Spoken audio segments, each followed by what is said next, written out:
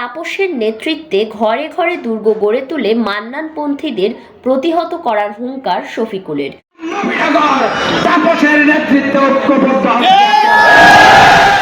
ব্রাহ্মণবাড়িয়ার নবীনগরের আধুনিক সমবায় সুপার মার্কেটের সামনে নবীনগর উত্তর ও দক্ষিণ দিক থেকে বিশাল মিছিল এসে সভায় জড়ো হন।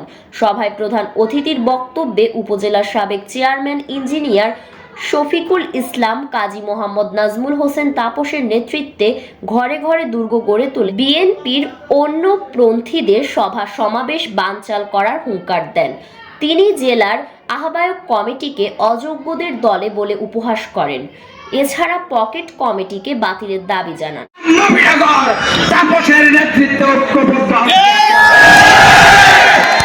আপনাদেরকে আমার বক্তব্য কোনো নাই, শুধু একটা কথাই বলবো, আপনারা প্রত্যেক এলাকায় এলাকায় দুর্গ গড়ে তুলুন।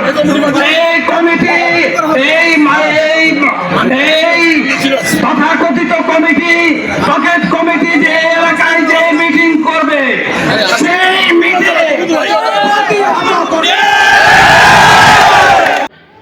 16 নভেম্বর 2024 বিকাল 4 ঘটিকায় আধুনিক সমবায় সুপার মার্কেটের সামনে উপজেলা বিএনপি তাপস গ্রুপ কর্তৃক 7 নভেম্বর ঐতিহাসিক বিপ্লব ও সংহতি দিবস উপলক্ষে আলোচনা মিছিল ও সভা অনুষ্ঠিত হয়েছে।